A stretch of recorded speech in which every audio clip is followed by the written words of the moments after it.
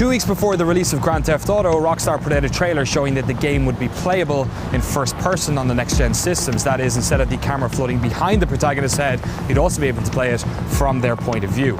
Gamers are all too familiar with the pros and cons of first versus third person, and though it was seen as a neat addition, I don't think anyone could have anticipated the transformative effect this change in perspective would have on one of gaming's fondest franchises. While mechanically it impacted stuff like driving, shooting, and interacting with the world, first-person mode had a much more profound effect on the player's relationship with the world. While playing GTA in first person, I felt something I'd rarely felt in thousands of hours of shooting and looting through Grand Theft Auto's many virtual worlds.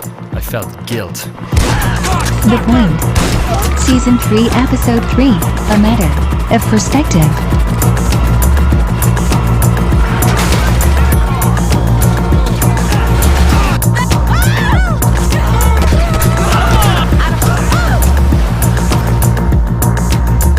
The discussion over the pros and cons of first and third person games used to rage in comment sections and forums. Whereas before there was this impression that they were largely interchangeable, it seems now that gamers understand that the use of either is largely dictated by the type of game that's being created and its mechanics of play. At the risk of sounding reductive, third person games are useful when you need to see the character's body, their movement, their place within the environmental space, and when seeing what a character is doing is key to gameplay. Whereas the first-person perspective is often used when the game's central mechanism involves exploring an intimate environment, or if aiming with a large degree of accuracy, be that with bullets or not, is essential.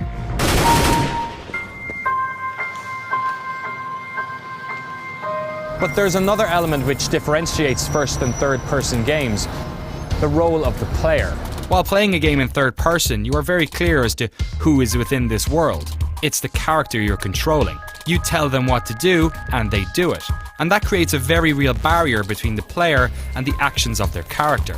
But when you play a game in first person, this is removed. You are controlling their hands, the steering wheel, their trigger finger, and so the actions you perform feel a lot more deliberate. Grand Theft Auto has often been recognised as one of the most controversial game series ever created, because unlike other games which involve violence, it exists in a world very similar to ours. Instead of battlefields and warehouses, fantasy worlds or space, the actions of GTA are played out outside storefronts, residential areas, on freeways, in parks and beaches. But the character, be it CJ, Claude, Tommy, Michael, Franklin, or Trevor, whoever, was always the one performing these actions. In fact, one of the largest criticisms of the character of Niko Bellic in Grand Theft Auto 4 was that his murderous rampages were at odds with his own motivations. This is arguably why the psychopathic character of Trevor was introduced in GTA 5. The violent missions seemed a lot more in line with his personal traits. So there's a direct connection between these characters and the actions they perform in the game. And last year I was more than willing to play my part as director of the movie that was Grand Theft Auto 5, to move the players into their positions and watch the story unfold. But when you play the game in first person, it completely changes your relationship with this world.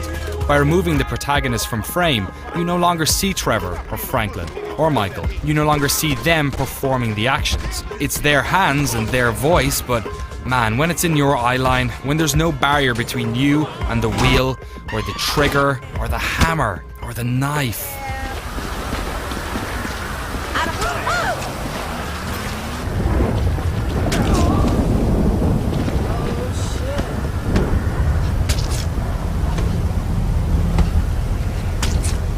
Some people would take this footage as proof that GTA is just a murder simulator, that they allow you to do things that games really shouldn't. But to me, that's not what's happening here. There's something greater at play.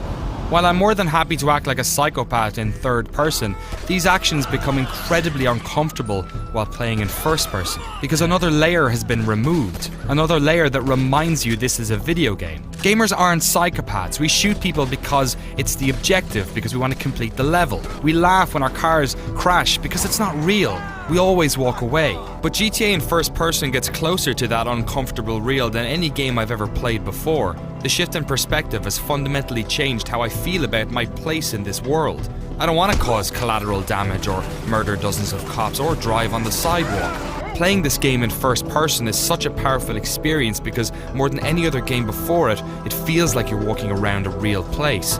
And as it turns out, when a game world actually starts to feel like a real place, we start to feel remorse. Some stores in Australia have taken Grand Theft Auto 5 off the shelves because of many of the images you've seen here today, but for me, censoring a game because of actions that you can choose to do is to take a painfully simplistic look at this situation. What's so much more powerful is how this game explores the true nature of personal responsibility. Grand Theft Auto 5 isn't a game which censors the player. On the contrary, it's a game that's often so uncomfortably realistic that it causes us to censor ourselves.